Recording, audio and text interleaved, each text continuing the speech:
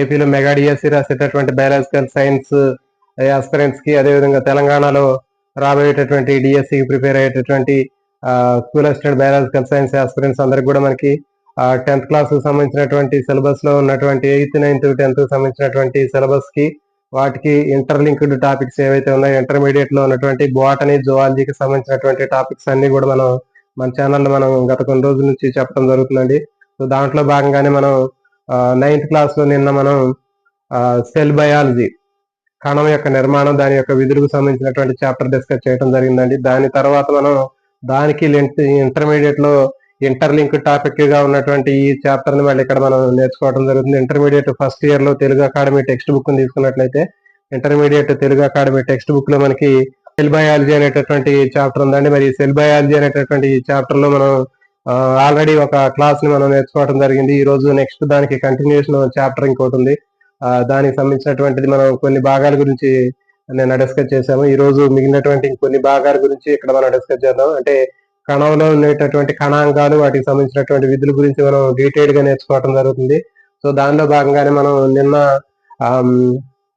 గాల్జీ సంక్లిష్టము, mitochondria, chloroplast, ఇట్లాంటి కొన్ని భాగాల గురించి నేర్చుకోవడం జరిగింది. ఈ రోజు మరికొన్ని ముఖ్యమైనటువంటి భాగాల గురించి నేర్చుకుందాం. కణంలో ఉండేటటువంటి కణాంగాలకు సంబంధించినటువంటి సెల్ ఆర్గనిల్స్ సంబంధించినటువంటి ఇన్ఫర్మేషన్ మనం ఇక్కడ నేర్చుకునే ప్రయత్నం చేద్దామండి. దీంట్లో భాగంగానే మనకి కేంద్రకం, ఈ రోజు నేర్చుకునేటటువంటి అంశాలు ఏంటంటే కేంద్రకం గురించి నేర్చుకుంటున్నాము. తర్వాత వచ్చి సూక్ష్మ దేహాలు, మైక్రోబాడీస్ అనేటటువంటి సూక్ష్మ దేహాలు, తర్వాత శైలికలు, కశాబాలు, తర్వాత సెంట్రోజోమ్స్ లేదా సెంట్రియోల్స్.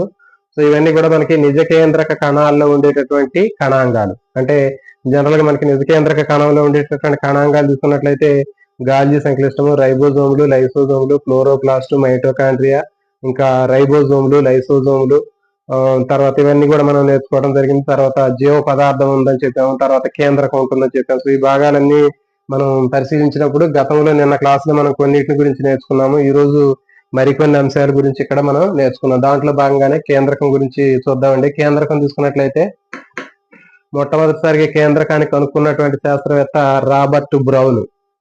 కేంద్రకాన్ని కనుక్కున్నటువంటి శాస్త్రవేత్త ఎవరు అంటే రాబర్ట్ బ్రౌన్. ఆర్కిడ్ కణాల్లో కేంద్రకాన్ని కనుక్కున్నాడని మనం నేర్చుకోవడం జరిగింది.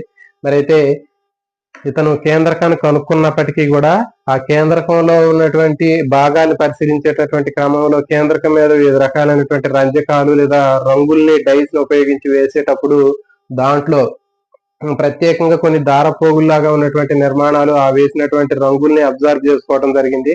ఆ విధంగా అబ్జర్వ్ చేసుకున్నటువంటి ఆ రంగులు ఏవైతే ఉన్నాయో ఆ రంగులను అబ్జర్వ్ చేసుకున్నటువంటి దారపోగుల నిర్మాణాలని క్రోమాటిన్ అనేటటువంటి నిర్మాణాల రూపంలో చెప్పడం జరిగింది. కాబట్టి క్రోమాటిన్ అనేటటువంటి నిర్మాణాలను చెప్పినటువంటి శాస్త్రవేత్త ఫ్లెమింగ్. చాలా చాలా ఇంపార్టెంట్ గా గుర్తుపెట్టుకోండి. కేంద్రకాన్ని కనుక్కున్నటువంటి శాస్త్రవేత్త మనకి రాబర్ట్ బ్రౌన్ అయితే, ఆ కేంద్రకంలో ఉన్నటువంటి రంగులు తీసుకునేటటువంటి దారపోగులు లాంటి నిర్మాణాలు క్రోమాటిన్లని కనుక్కున్నటువంటి శాస్త్రవేత్త ఫ్లెమింగ్. సో ఇది గుర్తుపెట్టుకుని, ఫ్లెమింగ్ అనే శాస్త్రవేత్త ఆ దారపోగుల్లాగా ఉన్నటువంటి రంగులు తీసుకునేటటువంటి ఆ క్రోమాటిన్ అనేటటువంటి దాన్ని గుర్తించడం జరిగింది. అందుకనే ఇవి రంగులను తీసుకుంటున్నాయి కాబట్టి వీటిని క్రోమాటిన్ అని పేరు పెట్టడం జరిగింది. అంటే క్రోమా అంటే ఏంటి అంటే రంగులు, నేమ అంటే ఏంటి దారము. కాబట్టి రంగుల్ని తీసుకునేటటువంటి దారాల లాంటి నిర్మాణాలని మనకి క్రోమాటిన్ అని చెప్పడం జరుగుతుంది. సో దీనిలో భాగంగానే మనకి ఇప్పుడు ఈ కేంద్రకం గురించి మనం నేర్చుకుందామండి. కేంద్రకం గురించి నేర్చుకునేటప్పుడు చాలా జాగ్రత్తగా వినండి. ఒక్కసారి వింటే మీకు ఈజీగా మొత్తం కంప్లీట్ గా ఈజీగా వచ్చే అవకాశం ఉంటుంది. చూడండి, మనకి కేంద్రకం తీసుకున్నట్లయితే కేంద్రకం చుట్టూ మనకి ఒక త్వచం ఉంటుందని చెప్పాము. దాన్ని కేంద్రక త్వచం అంటారు, న్యూక్లియర్ మెంబ్రేన్ అంటారు. కేంద్రకం చుట్టూ ఉండేటటువంటి ఈ పొరని కేంద్రక త్వచం అంటారు, న్యూక్లియర్ మెంబ్రేన్ అంటారు. ఇది 2 పొరలతోటి ఉంటుందండి. 2 లేయర్స్ ఉంటాయి దాంట్లో. ఆ 2 లేయర్స్ మధ్యలో ఉండేటటువంటి గ్యాప్ ఏదైతే ఉందో గ్యాప్ 10 నుంచి 50 నానోమీటర్లు గ్యాప్ తోటి ఉంటుంది. అంటే 2 పొరల మధ్య ఉండేటటువంటి గ్యాప్ ఎంత ఉంటుంది అంటే 10 నుంచి 50 నానోమీటర్లు గ్యాప్ అనేది రెండింటి మధ్యలో ఉంటుంది. నెక్స్ట్, ఈ కేంద్రకాన్ని ఆనుకొని బయట జీవ పదార్థంలో మనకి అంతర్జీవ ద్రవ్యజాలకం దానికి బాగా దగ్గరగా అతుక్కొని ఉంటది. కేంద్రకానికి ఉన్నటువంటి ఈ కేంద్రక త్వచంతో అతుక్కొని ఉన్నటువంటి ఈ భాగాన్ని మనం అంతర్జీవ ద్రవ్యజాలకము, ఎండోప్లాజ్మిక్ రెటిక్యులం అని చెప్పడం జరిగింది. ఈ ఎండోప్లాజ్మిక్ రెటిక్యులం అనేది ఈ కేంద్రకానికి ఉన్నటువంటి కేంద్రక త్వచంతో అతుక్కొని ఉంటది. దానికి ప్రోటీన్లు కూడా అతుక్కొని కనిపిస్తూ ఉంటాయి. తర్వాత ఈ కేంద్రక త్వచం ఏదైతే ఉందో, రెండు పొరలతో ఉన్నటువంటి కేంద్రక త్వచంలో మధ్యలో అక్కడక్కడ మనకి చిన్న చిన్న రంధ్రాలు లాంటివి కూడా కనిపిస్తుంటాయండి. ఇక చూడండి, ఈ సూక్ష్మ రంధ్రాల ద్వారా ఆర్ఎన్ఏ ప్రోటీన్లు అనేవి జీవ పదార్థం లేదా కణద్రవ్యం నుంచి కేంద్రకంలోకి రవాణా జరగడం జరుగుతుంది. అటు ఇటు ఎక్స్చేంజ్ జరుగుతూ ఉంటాయి. ఇవి ఆర్ఎన్ఏ ప్రోటీన్లు కేంద్రక త్వచంలో ఉన్నటువంటి చిన్న చిన్న రంధ్రాల ద్వారా ఏమవుతుంది అంటే ఆ జీవ పదార్థంలో ఉన్నటువంటి సైటోప్లాజంలో ఉన్నటువంటి ఆర్ఎన్ఏ ప్రోటీన్లు కేంద్రకం లోపలికి పోవటం, లోపల నుంచి బయటికి రావటం, ఇట్లా పదార్థాల మార్పిడి అనేది ఆ సూక్ష్మ రంధ్రాల ద్వారా మైక్రో ఓపెనింగ్స్ ద్వారా జరుగుతూ ఉంటాయి. నెక్స్ట్ లోపల తీసుకున్నట్లయితే ఈ కేంద్రకం లోపల మాత్రిక అనేటటువంటి పదార్థం కనిపిస్తుంది. అంటే న్యూక్లియోప్లాజం అని చెప్పాం కదా. కేంద్రకం లోపల ఉండేది కేంద్రక ద్రవ్యము, న్యూక్లియోప్లాజం అంటారు. కేంద్రక త్వచానికి బయట ఉండేది సైటోప్లాజం అని చెప్పాము, కణ ద్రవ్యం అని చెప్పాము. కేంద్రకం లోపల ఉండేది కేంద్రక ద్రవ్యం. ఈ కేంద్రక ద్రవ్యానికి మనకి మాత్రిక అని కూడా చెప్పడం జరుగుతుంది. ఈ కేంద్రక ద్రవ్యంలో మనకి ఒక చిన్న కేంద్రకాంశం అనేది కనిపిస్తుందండి. ఇది కేంద్రకాంశం, న్యూక్లియోలస్ అంటారు. న్యూక్లియస్ లోపల ఉండేటటువంటి చిన్న స్ట్రక్చర్ ని మనకి న్యూక్లియోలస్ కేంద్రకాంశం అని పిలుస్తారు. అయితే ఈ కేంద్రకాంశాన్ని మనకి పరిశీలించినట్లయితే దాని మీద ఎలాంటి మళ్ళీ ఒక పొర లాంటిది ఉండదు. ఇక్కడ చూడండి, ఇది కేంద్రకాంశం. ఇక్కడ చూసినట్లయితే ఇది కేంద్రకం అనుకుంటే దీంట్లో ఇది కేంద్రకాంశం అని చెప్పాం. ఈ కేంద్రకాంశం చుట్టూ ఎలాంటి పొర అనేది ఉండదు. ఇక్కడ ఇది మరి కేంద్రకం చుట్టూ కేంద్రక త్వచం ఎట్లాగా ఉందో అట్లా ఈ కేంద్రకాంశం చుట్టూ కూడా మళ్ళీ కేంద్రకాంశపు పొర అనేది ఉండదు. కాబట్టి ఇది డైరెక్ట్ గా ఈ కేంద్రక పదార్థంలో కలిసిపోయి కనిపిస్తుంటది కేంద్రకాంశం. మరి కేంద్రకాంశం యొక్క ఉపయోగం ఏంటి అంటే చూడండి, ప్రోటీన్లు తయారీ జరిగేటప్పుడు, ప్రోటీన్ సింథసిస్ జరిగేటప్పుడు ఆర్ఆర్ఎన్ఏ తయారు చేయడానికి ఉపయోగపడుతుంది. ప్రోటీన్ సంశ్లేషణలో భాగంగా ప్రోటీన్ సింథసిస్ జరిగేటప్పుడు రైబోజోమ్ ఆర్ఎన్ఏ సింథసిస్ అనేది ఈ కేంద్రకాంశంలో జరుగుతుంది. ఈ టైంలో కేంద్రకం యొక్క సైజ్ అనేది పెద్దదిగా కనిపిస్తూ ఉంటుంది. చూడండి, ఈ సైజులో ఈ టైంలో కేంద్రకం యొక్క పరిమాణం అనేది పెద్దదిగా కనిపిస్తూ ఉంటుంది. సో ఇది కేంద్రకానికి సంబంధించినటువంటి ఇన్ఫర్మేషన్. కేంద్రకం లోపల కేంద్రకాంశం ఉంటుందని చెప్పిన మళ్ళీ ఆ కేంద్రకాంశం న్యూక్లియోలస్ అంటారు. దాని చుట్టూ ఎలాంటి మళ్ళీ త్వచం అనేది ఉండదు. అంటే కేంద్రకం చుట్టూ ఉన్నటువంటి కేంద్రక త్వచం ఉన్నట్లుగా ఆ కేంద్రకాంశం చుట్టూ కేంద్రకాంశ త్వచం అనేది ఏమీ ఉండదు. సో అది లేకపోవడం వల్ల డైరెక్ట్ గా ఈ కేంద్రకాంశం అనేది ఆ జీవ పదార్థంలో కలిసిపోయి కనిపిస్తూ ఉంటది. మరి ఈ కేంద్రకాంశం యొక్క ఉపయోగం ఏంటి అంటే ఆర్ఆర్ఎన్ఏ తయారు చేస్తుంది. అంటే ప్రోటీన్ సంశ్లేషణలో భాగంగా రైబోజోమ్ ఆర్ఎన్ఏ తయారు చేయడానికి మనకి ఈ కేంద్రకాంశం అనేది ఉపయోగపడింది. తర్వాత ఈ ఎప్పుడైతే ప్రోటీన్ సంశ్లేషణ జరుగుతుందో ప్రోటీన్ సంశ్లేషణ జరిగేటప్పుడు ఆ కేంద్రకం యొక్క పరిమాణం సైజ్ అనేది పెద్దదిగా మారటం జరుగుతుంది, పెద్ద సైజులో మారుతుంది. ఇది కేంద్రకాంశం. నెక్స్ట్ క్రొమాటిన్ అని చెప్పాం. కేంద్రకంలో ఇంకొక ముఖ్యమైనటువంటి భాగం ఏంటి అంటే క్రొమాటిన్ అంటారు. మరి ఈ క్రొమాటిన్ అనేటటువంటి దాన్ని తీసుకున్నట్లయితే మనకి ఇది ఒక వలలాగా ఉన్నటువంటి నిర్మాణం. అంటే కేంద్రకంలో మనకి రెండు రకాలైనటువంటి భాగాలు దశలుగా మనం విభజిస్తాం కేంద్రకం గురించి నేర్చుకునేటప్పుడు. అంటే కణం విభజన చెందేటప్పుడు ఉండేటటువంటి దశను విభజన దశ అని చెప్పాము. తర్వాత రెండు విభజన దశ తర్వాత ఉండేటటువంటిది అంతర్దశ అని చెప్పాము, ఇంటర్ఫేజ్ అని చెప్పాము. అంతర్దశ లేదా ఇంటర్ఫేజ్ అనేటటువంటి దశలో కణంలో ఉండేటటువంటి కేంద్రకంలో ఉండేటటువంటి క్రోమోజోములు అని మనకు కనిపించవండి. ఇప్పుడు జనరల్ గా మనకి క్రోమోజోములు ఉంటాయని తెలుసు. మనకి 23 జతల క్రోమోజోములు లేకపోతే 46 క్రోమోజోములు ఉంటాయని మనకి తెలుసు. అయితే ఈ క్రోమోజోములు అనేవి మనకి పుల్లల్లాగా స్టిక్స్ లాగా స్పష్టంగా కనిపిస్తూ ఉంటాయి. అవి ఎప్పుడు కనిపిస్తాయి అంటే కేవలం కణ విభజన జరిగేటప్పుడు మాత్రమే కనిపిస్తాయి. కణ విభజన జరిగేటప్పుడు ప్రథమ దశలో మాత్రమే ఆ క్రోమోజోములు అనేవి పుల్లల్లాగా ఉన్నటువంటి స్టిక్స్ లాంటి ఇలాంటి క్రోమోజోములు అనేవి కనిపిస్తాయి. మరి అంతర్దశలో ఎట్లా ఉంటాయి అంటే కణ విభజన చెందడానికంటే ముందుండేటటువంటి దశని అంతర్దశ అని చెప్పాం. మరి అంతర్దశలో క్రోమోజోములు అనేవి ఆ పుల్లల్లాగా కనిపించవు. అది ఒక వల లాంటి నిర్మాణాన్ని కలిగి ఉంటుంది. దాన్ని క్రొమాటిన్ అని చెప్తారు. ఇది సో ఇప్పుడు ఈ కేంద్రకం అనేది ఏ దశలో ఉన్నట్లు అంటే అంతర్దశలో ఉన్నట్లు. అంటే విభజన చెందడానికంటే ముందుండేటటువంటి దశని అంతర్దశ అని చెప్పాం. ఈ అంతర్దశలో ఉండేటటువంటి ఈ క్రొమాటిన్ పదార్థం అని చెప్తారు దీన్ని. ఈ క్రొమాటిన్ పదార్థమే అంతర్దశ కంప్లీట్ అయిపోయిన తర్వాత ప్రథమ దశలోకి వచ్చేటప్పటికి ఇది ఏమవుతుందంటే ఈ క్రొమాటిన్ వల అనేది క్రోమోజోమ్ లాగా పొట్టిగా దళసరిగా ఉన్నటువంటి క్రోమోజోమ్ లాగా తయారవడం జరుగుతుంది. సో కాబట్టి ఇప్పుడు మనం అంతర్దశలో ఉన్నటువంటి కేంద్రకం గురించి నేర్చుకున్నట్లయితే ఇప్పుడు ఈ కేంద్రకంలో మనకి వలలాగా ఉన్నటువంటి దాన్ని క్రొమాటిన్ అని చెప్పాము. ఇది న్యూక్లియో ప్రోటీన్ తోటి తయారై ఉంటుంది. చాలా చాలా ఇంపార్టెంట్ అండి. దేంతో తయారైందంటే న్యూక్లియో ప్రోటీన్ తోటి తయారవుతుంది. తర్వాత మరి దీంట్లో ఏమేమి ఉంటాయి అనేది చూసుకున్నట్లయితే క్రోమాటిన్ లో మనకి డిఎన్ఏ ఉంటది, ఆర్ఎన్ఏ ఉంటది, తర్వాత హిస్టోన్లు ఉంటాయి, తర్వాత నాన్ హిస్టోన్ ప్రోటీన్లు ఉంటాయి. గుర్తుపెట్టుకోండి, క్రోమాటిన్ లో ఏముంటది అంటే డిఎన్ఏ ఉంటది, ఆర్ఎన్ఏ ఉంటది, హిస్టోన్ ప్రోటీన్లు, నాన్ హిస్టోన్ ప్రోటీన్లు అనేవి మనకి ఆ క్రోమాటిన్ లో ఉండేటటువంటి ముఖ్యమైనటువంటి భాగాలు. ఈ క్రోమాటిన్ మనం చెప్పాం కదా, ఆ కేంద్రక మీద రంగుల్ని వేసేటప్పుడు క్షార పదార్థాలు కానీ కొన్ని క్షారయుత రంజకాలను వేసేటప్పుడు ఆ రంగును అబ్జర్వ్ చేసుకుని ఇది మనకి స్పష్టమైనటువంటి కలర్ఫుల్ గా కనిపిస్తూ ఉంటుంది. సో అందుకనే వీటిని ఏమన్నారు, క్రోమాటిన్ అని చెప్పడం జరుగుతుంది. సో ఇది మరి క్రోమాటిన్ లో ఉండేటటువంటి దాన్ని ఏమంటారంటే, ఏ పదార్థం ఉంటుంది అంటే డిఎన్ఏ ఉంటది, ఆర్ఎన్ఏ ఉంటది, తర్వాత హిస్టోన్ ప్రోటీన్లు, నాన్ హిస్టోన్ ప్రోటీన్లు అనేవి ఉంటాయి. ఇది ఇంపార్టెంట్ గుర్తుపెట్టుకోండి. డిఎన్ఏలో ఉండేటటువంటి క్రోమాటిన్ లో ఉండేటటువంటి పదార్థం ఏముంటది అంటే డిఎన్ఏ, ఆర్ఎన్ఏ, హిస్టోన్ ప్రోటీన్లు, నాన్ హిస్టోన్ ప్రోటీన్లు అనేవి దాంట్లో ఉండేటటువంటి ముఖ్యమైనటువంటి భాగాలు. తర్వాత మన శరీరంలో ఉండేటటువంటి ప్రతి ఒక్క కణంలో కూడా 23 జతల క్రోమోజోములు ఉంటాయని చెప్పాము, అవి మొత్తం 46 అని చెప్పాము. అట్లా మన శరీరంలో ఉన్నటువంటి అన్ని క్రోమోజోముల్లో ఉండేటటువంటి ఆ దారపోగుల్లాగా ఉన్నటువంటి క్రోమాటిన్ ని మనం కంప్లీట్ గా ఒక లెంత్ వైజ్ గా చూసినట్లయితే అవి మొత్తం కూడా దాదాపు 2 మీటర్లు లెంత్ ఉంటాయంట.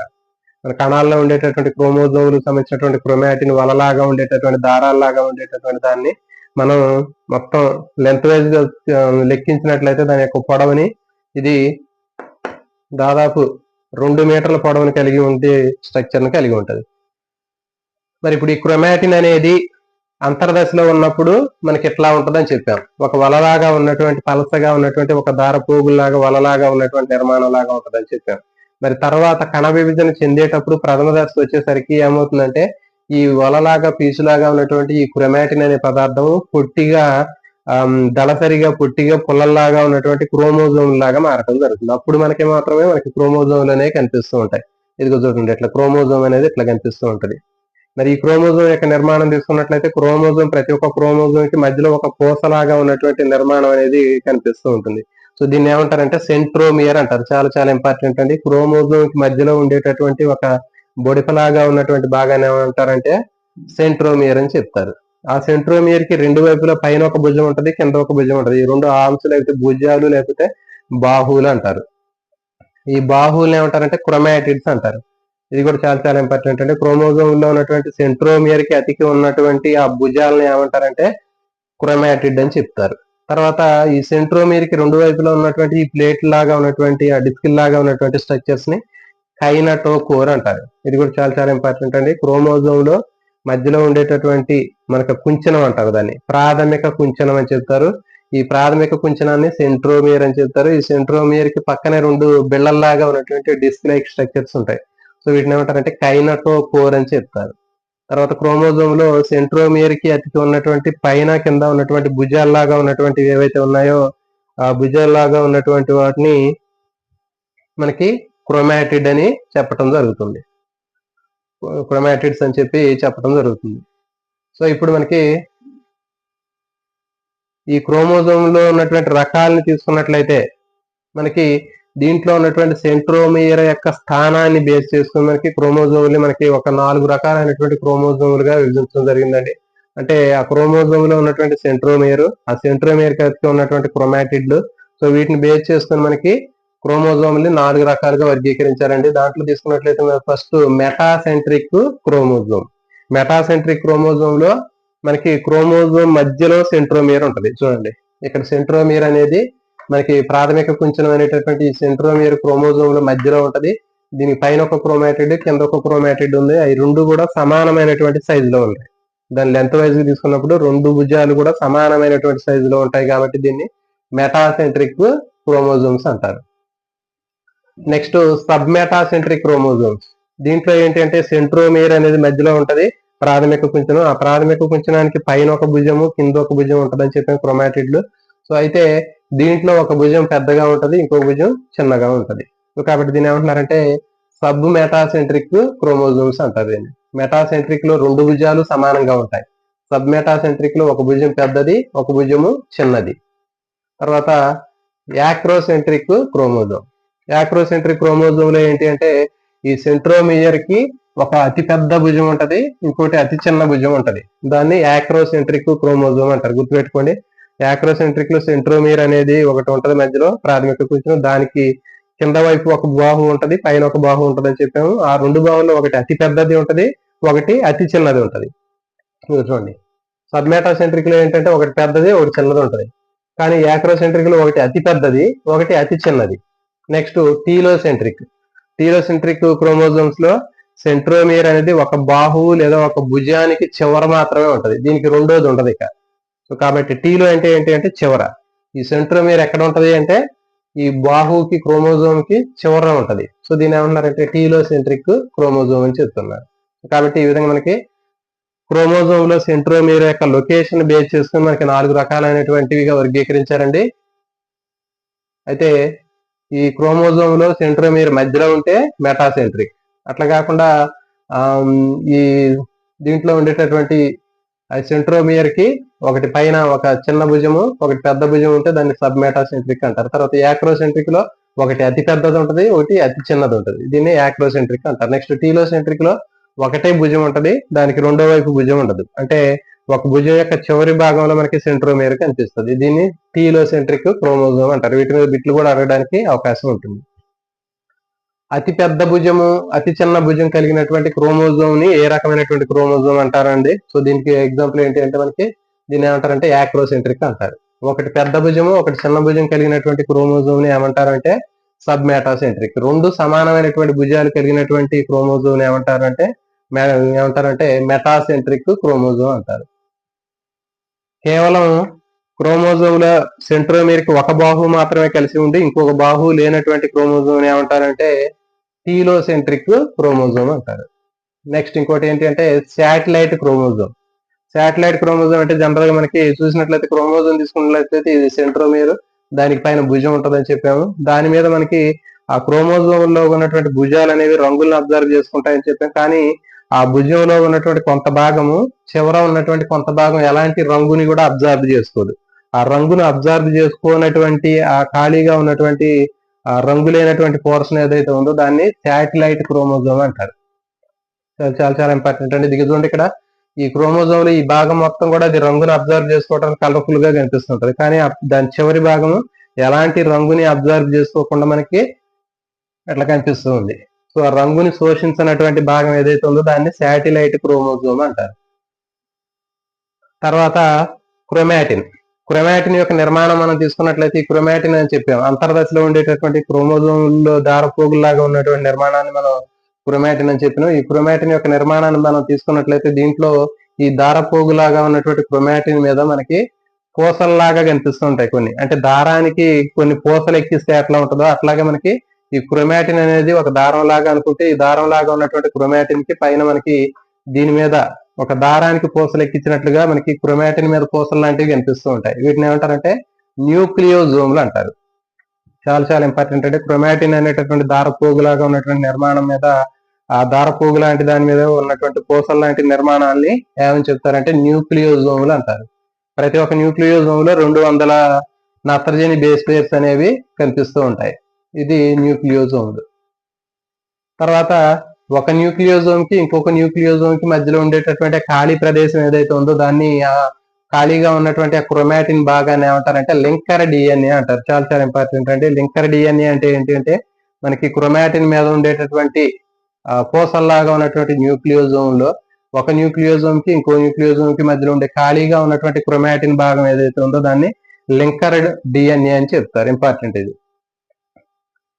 ఈ పూసల్లాగా ఉన్నటువంటి వాటిని న్యూక్లియోజోమ్లు అంటారు. ఒక్కొక్క న్యూక్లియోజోమ్ లో 200 బేస్ పేర్స్ అనేవి మనకి కనిపిస్తూ ఉంటాయి. నెక్స్ట్ సూక్ష్మ దేహాలు, మైక్రోబాడీస్ అంటారు. దీంట్లో మనకి సూక్ష్మ దేహాల్లో 2 రకాలైనటువంటి భాగాలు ఉంటాయండి. పెరాక్సిజోమ్లు, గ్లయాక్సిజోమ్లు. పారాక్సిజోమ్లు, గ్లయాక్సిజోమ్లు ఈ రెండింటిని కలిపి ఏమంటారంటే సూక్ష్మ దేహాలు అని పిలవటం జరుగుతుంది.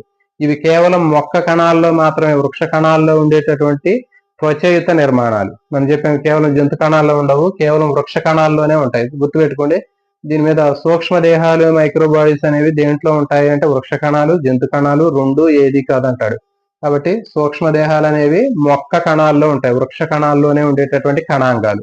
ఇవి కూడా వీటిపైన త్వచాన్ని కలిగినటువంటి కణాంగాలు. గుర్తుపెట్టుకోండి, కేవలం వృక్ష కణాల్లోనే ఉండి త్వచం కలిగినటువంటి కణాంగాలు ఏంటి అంటే ఇవి సూక్ష్మదేహాలు.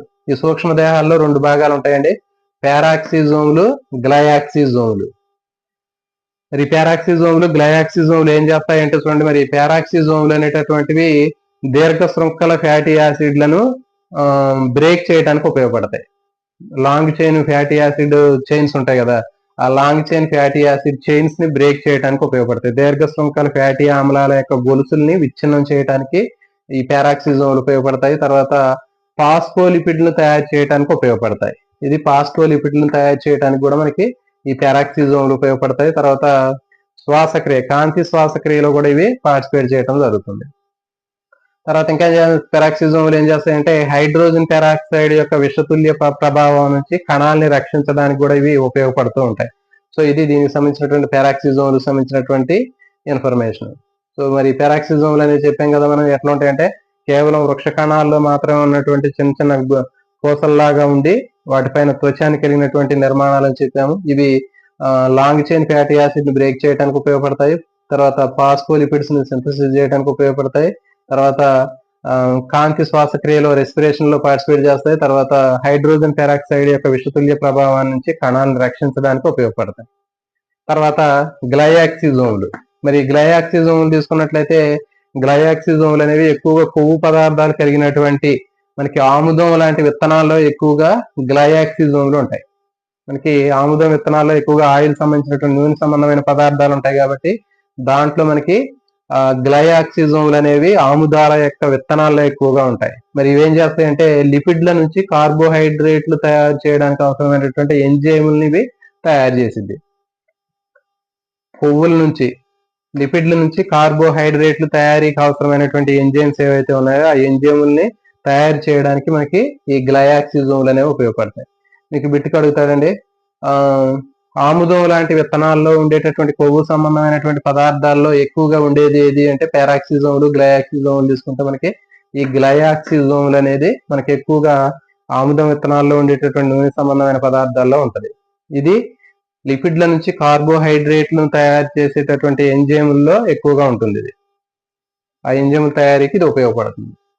సో నెక్స్ట్ శైలికలు, కశాబాలు అండి. చూడండి, మరి శైలికలు, కశాబాలు అనేటటువంటివి మనకి ఈ దాదాపు ఈ పదాలు అనేవి మనం వినే ఉంటాం. సీలియా, తర్వాత ఫ్లాజిల్లా, ఇవి ప్రోటిస్టా సముదాయానికి చెందినటువంటి పారామీషియం కానివ్వండి, లేకపోతే యూగ్లేనా కానివ్వండి, లేకపోతే ఇంకా మనకి ఇంకేం కనిపిస్తుంటాయి, క్లామిడోమోనస్ లో కానివ్వండి, వీటిలో ఎక్కువగా మనకి ఈ శైలికలు, కశాబాలు కనిపిస్తుంటాయి. పారామీషియం తీసుకుంటే ఈ శైలికలు అనేవి కణం మొత్తం చుట్టూ ఉంటాయి.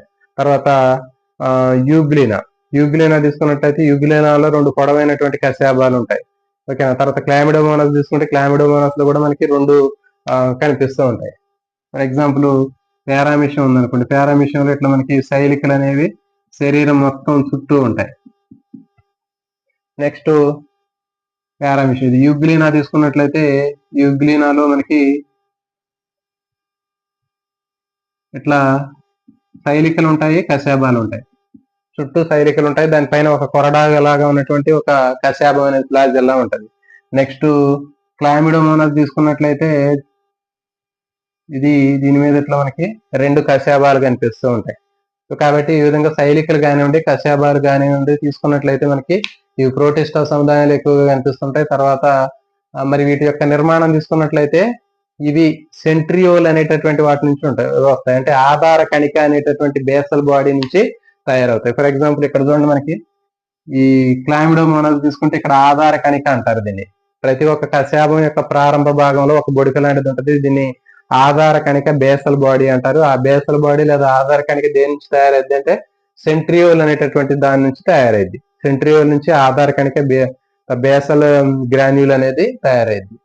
దీని నుంచి మనకి శైలికలు, కశాబాలు వస్తాయి. చాలా ఇంపార్టెంట్ అండి. కశాబాలు, శైలికలు దేని నుంచి తయారవుతాయి అంటే ఆధార కణిక అనేటటువంటి భాగం ఉంటే ఆధార కణిక అని పెట్టవచ్చు. ఆధార కణిక అనేది సెంట్రియోల్ అనేటటువంటి భాగం నుంచి వచ్చింది.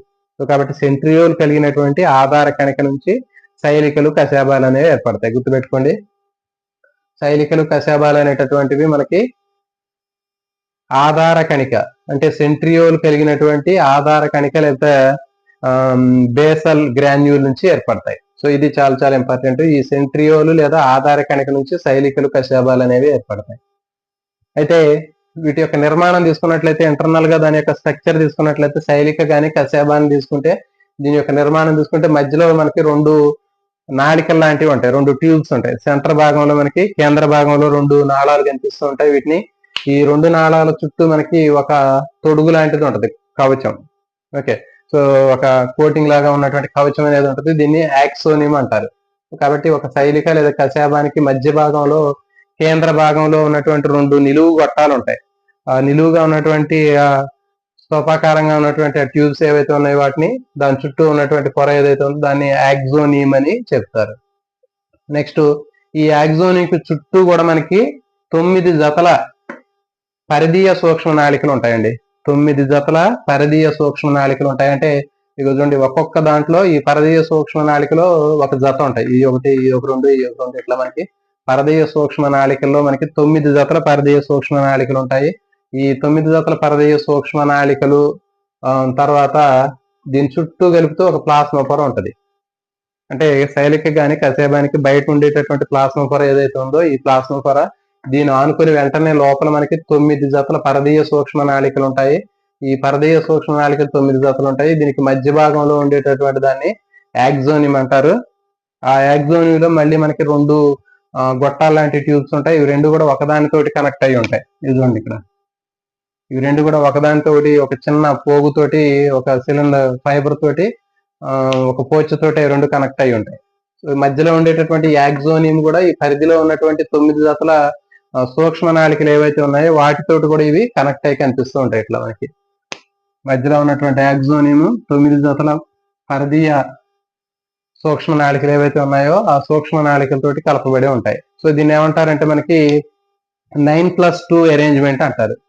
9+2 పద్ధతిలో అమరి ఉన్నటువంటి విధానం అని చెప్తారు. చాలా చాలా ఇంపార్టెంట్. అంటే 9+2 అమరిక అనేది దేంట్లో ఉంటుంది అంటే శైలికలు కశాబాల్లో 9+2 అనే అమరిక ఉంటుంది. అంటే కేంద్ర భాగంలో రెండు నిలువు గొట్టాలు ఉంటాయి, రెండు ట్యూబ్స్ ఉంటాయి. తర్వాత పరిధి భాగంలో 9 జతల నిలువు గొట్టాలు ఉంటాయి. సో కాబట్టి ఇక్కడ మీకు అడిగేటటువంటి బిట్ ఏంటి అంటే 9+2 అరేంజ్మెంట్ లేదా 9+2 అమరిక అనగా ఏంటి అంటే మధ్య భాగంలో 2 జతల నిలువు నాళాలు, పరిధి వైపున 9 జతల నిలువు నాళాలు అంటాడు.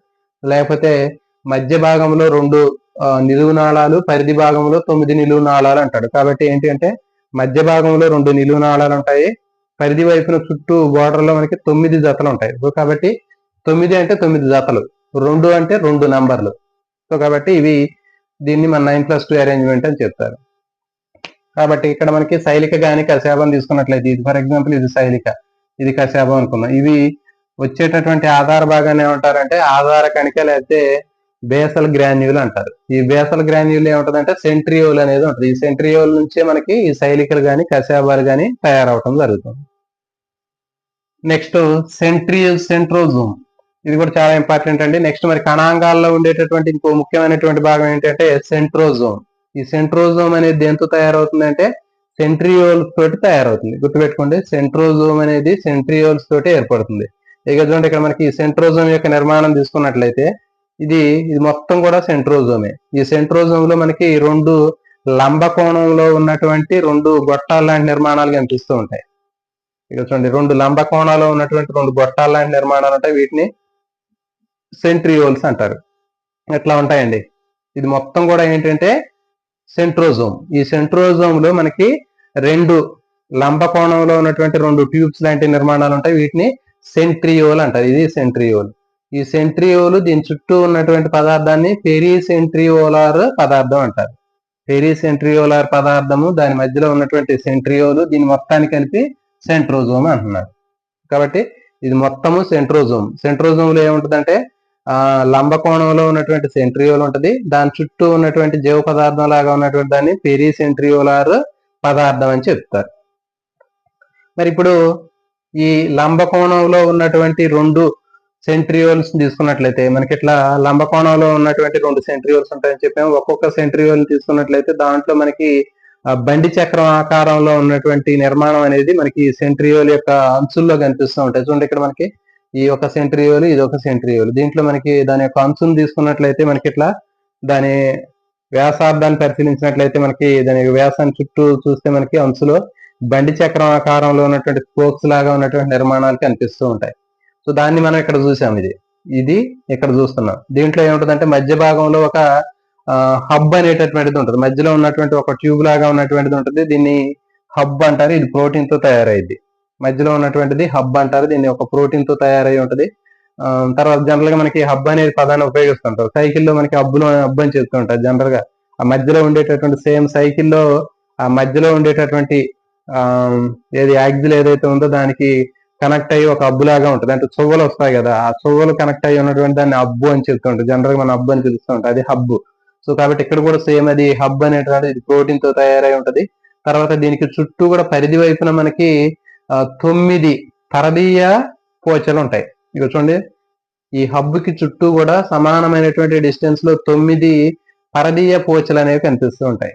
మరి ఇవి 9 పరదీయ పోచలు. ఒక్కొక్క పరదీయ పోచలో 3 చిన్న చిన్న గొట్టాలు ఉంటాయి. వాటిని త్రికము అంటారండి. సో ఇది దీంట్లో 3 చిన్న చిన్న గొట్టాలు ఉన్నాయి. వీటిని ఒక్కొక్క మూడింటిని కలిపి త్రికం అంటారు. ఇవి పరదీయ పోచలు అని చెప్తారు. సో కాబట్టి ఎన్ని పరదీయ పోచలు ఉంటాయి అంటే 9 పరదీయ పోచలు ఉంటాయి. ఒక్కొక్క పరదీయ పోచలో 3 మనకి సూక్ష్మ నాళికలు ఉంటాయి. ఈ 3 సూక్ష్మ నాళికలు కలిసిపోయి ఒక పరదీయ పోచగా తయారవుతుంది. ఇట్లాంటివి 9 పరదీయ పోచలు ఉంటాయి. ఈ 9 పరదీయ పోచలన్నీ కూడా ఒక చిన్న చిన్న ఫైబర్స్ తోటి, పోగుల నిర్మాణాలతోటి ఈ మధ్యలో ఉన్నటువంటి హబ్ తోటి కనెక్ట్ అయి ఉంటది. సో ఇది దీనికి సంబంధించినటువంటి నిర్మాణం. మరి ఇప్పుడు ఇదేం చేసింది అంటే ఈ సెంట్రియోల్ అనేది ఏం చేస్తుంది అంటే శైలికల్ని, కశాభాలని, తర్వాత కండె పోగుల్ని తయారు చేస్తుంది. కండె పోగుల నుంచి మనకి కండె పరికరం ఏర్పడుతుందని తెలుసు. అంటే సెల్ డివిజన్ జరిగేటప్పుడు, కణ విభజన జరిగేటప్పుడు ప్రథమ దశలో మనకి పైన కింద, కేంద్రకానికి పైన కింద మనకి కండె పోగులతో తయారైనటువంటి కండె పరికరం ఏర్పడుతుంది అనే విషయం తెలుసు. ఆ కండె పరికరం దేని నుంచి ఏర్పడింది అంటే ఈ సెంట్రియోల్ నుంచి ఏర్పడింది. సెంట్రియోల్ ఎక్కడ ఉంటదంటే సెంట్రోజోమ్ లో ఉంటది. సో ఇది దీనికి సంబంధించినటువంటి ఇన్ఫర్మేషన్ అండి. మరి దీనికి సంబంధించినటువంటి ఇన్ఫర్మేషన్ ఎక్కడ పెద్దగా మనకి స్కూల్ స్థాయిలో ఉన్నటువంటి బుక్కుల్లో ఎక్కడ ఉండదు. సో కాబట్టి దీని గురించి ఒకసారి మీరు జాగ్రత్తగా నేర్చుకున్నట్లయితే దీనికి బాగా ఉపయోగపడింది. సెంట్రియోల్ అనేది మొత్తాన్ని సెంట్రియోల్ అంటారు దీన్ని. ఈ సెంట్రియోల్ లోపల ఉండే ద్రవ పదార్థాన్ని పెరి సెంట్రియోలార్ పదార్థం అంటారు. దీంట్లో మనకి 2 లంబ కోణంలో ఉన్నటువంటి గొట్టాలు లాంటి వాటిని సెంట్రియోల్స్ అంటారు. ఒక్కొక్క గొట్టం లాంటి దాంట్లో మనకి అంచును తీసుకున్నట్లయితే మనకి బండి చక్రం లాగా ఉన్నటువంటి స్ట్రక్చర్ ఉంటుంది. దీన్ని మనం ఇంకా అబ్జర్వ్ చేసినట్లయితే దీని స్ట్రక్చర్ తీసుకుంటే మధ్యలో హబ్ అనేటటువంటి ప్రోటీన్ తో తయారైనటువంటి హబ్ ఉంటుంది. పరిధీయ భాగంలో మనకి 9 పరదీయ పోచలు ఉంటాయి. 9 పరదీయ పోచల్లో ఒక్కొక్క దాంట్లో కూడా మనకి 3 సూక్ష్మ నాళికలు అనేవి ఉంటాయి. వీటిని ఏమంటారంటే త్రికాలు అంటారు. ఇట్లాంటి 9 త్రికాలు ఉంటాయి. కాబట్టి ఈ సెంట్రియోల్ అనేది ఆధార కణికను కలిగినటువంటి భాగంగా పరిగణిస్తారు. ఇది కొత్తగా శైలికలు, కశాభాలను ఉత్పత్తి చేయడానికి ఉపయోగపడుతుంది. తర్వాత కండె పోగుల నుంచి కండె పరికరం తయారవడంలో కూడా ఉపయోగపడుతుంది. సో ఇంతవరకు మనకి నిజ కేంద్రక కణాల్లో ఉన్నటువంటి కణాంగాలండి. నెక్స్ట్ మనకి కేంద్రక పూర్వ కణాల గురించి చూద్దాం. కేంద్రక పూర్వ కణాలు తీసుకున్నట్లయితే మనకి చూడండి, బ్యాక్టీరియా కానివ్వండి, నీలి ఆకుపచ్చ శైవలాలు కానివ్వండి, తర్వాత mycoplasma, pneumonia, pleuropneumonia like organisms, PPLO అని చెప్తారు. ఫ్లూరోనిమోనియా లైక్ ఆర్గానిజం అనేటటువంటి దాంట్లో కూడా మనకి ఇవన్నీ కూడా కేంద్రక పూర్వ కణాలుగా మనం చెప్పొచ్చు. సో కేంద్రక పూర్వ కణాలకి ఎగ్జాంపుల్ ఏంటి అని అడుగుతాడు. బ్యాక్టీరియా, నీలి ఆకుపచ్చ శైవలాలు, దాన్ని సయానో బ్యాక్టీరియా అంటారు. Mycoplasma, PPLO. సో ఇవన్నీ కూడా మనకి కేంద్రక పూర్వ కణాలకి ఎగ్జాంపుల్ అండి. మరి చూడండి, కేంద్రక పూర్వ కణాలు తీసుకున్నట్లయితే నిజ కేంద్రక కణాల కంటే అత్యధికంగా వేగంగా ఇవి అభివృద్ధి చెందేటటువంటి ప్రాపర్టీ అనేది వీటికి ఉంటుంది. ఇవి తీసుకున్నట్లయితే కొన్ని దండాకారంలో ఉంటాయని చెప్పాం, తర్వాత కొన్ని గోళాకారంలో ఉంటాయని చెప్పాం, కొన్ని కామ ఆకారంలో ఉంటాయని చెప్పాం బ్యాక్టీరియాలు. దీంట్లో మరి దండాకారంలో ఉన్న దాన్ని తీసుకున్నట్లయితే బ్యాసిల్లస్ అనేది దండాకారంలో ఉన్నటువంటి బ్యాక్టీరియాకి ఎగ్జాంపుల్. నెక్స్ట్ గోళాకార బ్యాక్టీరియాకి కోకై అనేది గోళాకార బ్యాక్టీరియాకి ఎగ్జాంపుల్. నెక్స్ట్ కామ, విబ్రియో కామ అనేది కామ అనేటటువంటి కామ బ్యాక్టీరియాకి ఎగ్జాంపుల్ విబ్రియో కామ. మరి కేంద్రక పూర్వ కణాలను పరిశీలించినట్లయితే ప్రతి ఒక్క కేంద్రక పూర్వ కణాలు అన్నింటిలో కూడా కామన్ గా ఉండేటటువంటి దాని యొక్క నమూనా నిర్మాణం అనేది ఎట్లా ఉంటుందో చూద్దాం. ఇక్కడ తీసుకున్నట్లయితే మనకి చూడండి, ఇక్కడ దీంట్లో ముఖ్యమైనటువంటిది ఏంటంటే కేంద్రక పూర్వ కణాల్లో ముఖ్యంగా మనం చెప్పుకోవాల్సినటువంటిది ఏంటంటే DNA. దీంట్లో నగ్న DNA అనేది కనిపిస్తుంది. అంటే ఇది మధ్య భాగంలో ఇది నగ్న DNA అంటారు. మరి ఆ నగ్న DNA చుట్టూ ఎలాంటి కేంద్రక త్వచం అనేది లేదు.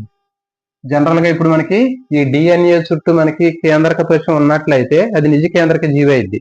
కానీ దీంట్లో ఎలాంటి కేంద్రక త్వచం లేదు కాబట్టి దీన్ని ఏమంటున్నారంటే కేంద్రక పూర్వ కణం అని చెప్పడం జరిగింది. కాబట్టి ఒక నగ్న డిఎన్ఏ ఉంటుంది, దీని చుట్టూ ఎలాంటి కేంద్రక త్వచం ఉండదు. తర్వాత దీని లోపల ఇంకొకటి చిన్న సర్కిల్ ఆకారంలో ఉన్నటువంటి ఇంకొక చిన్న వృత్తాకార డిఎన్ఏ ఉంటుంది. దీన్ని ప్లాస్మిడ్ అంటారు. చాలా చాలా ఇంపార్టెంట్ అండి.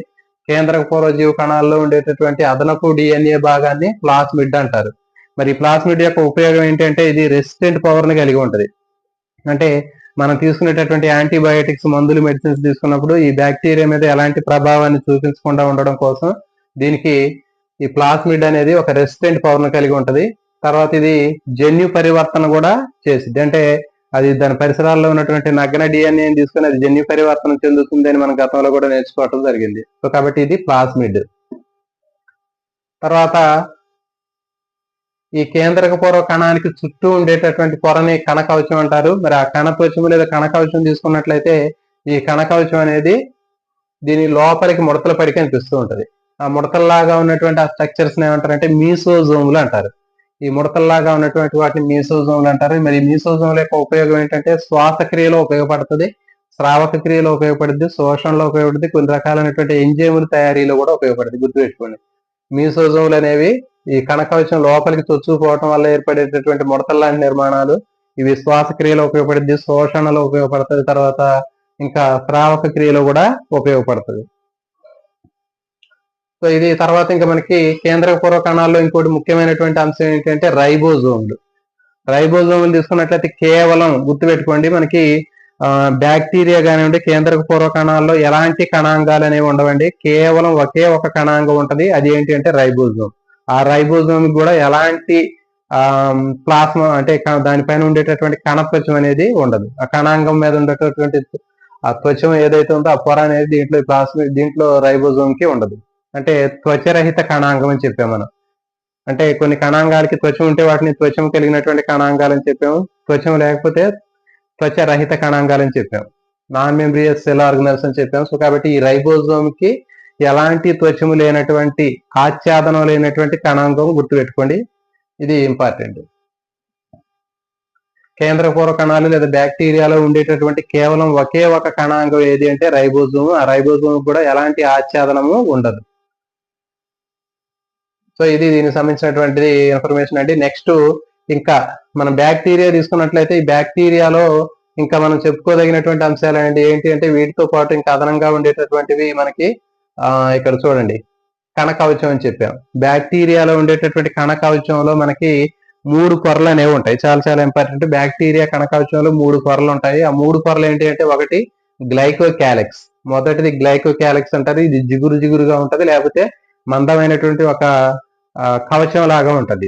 ఇది గ్లైకోక్యాలిక్స్ అంటారు. అన్నిటికంటే బయట ఉంటది.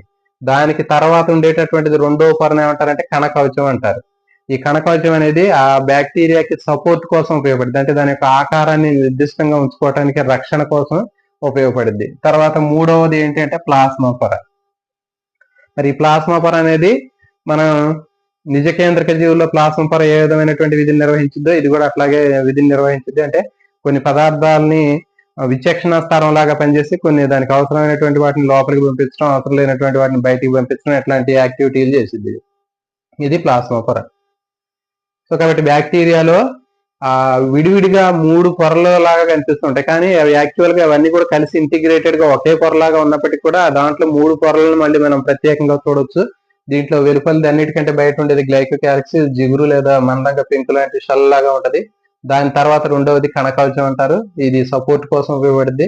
తర్వాత అన్నిటికంటే లోపల ఉండేది ప్లాస్మా పొర. తర్వాత ఈ బ్యాక్టీరియాలో మనం ఇంకా తీసుకున్నట్లయితే, ఇంకా మనం అబ్జర్వ్ చేయాల్సినటువంటి భాగాలు తీసుకున్నట్లయితే, దీని మీద బ్యాక్టీరియా మీద మనకి దారపోగుల్లాగా ఉన్నటువంటి కషాబాలు అనే ఫ్లాజిల్ లాగా కనిపిస్తూ ఉంటాయి. ఈ కషాబాలు అనేవి చలనం కోసం ఉపయోగపడతాయి. కదండి, ఈ కషాబాలు అనేవి చలనం కోసం ఉపయోగపడతాయి. మరి ఇవి దీంట్లో 3 భాగాలు ఉంటాయి.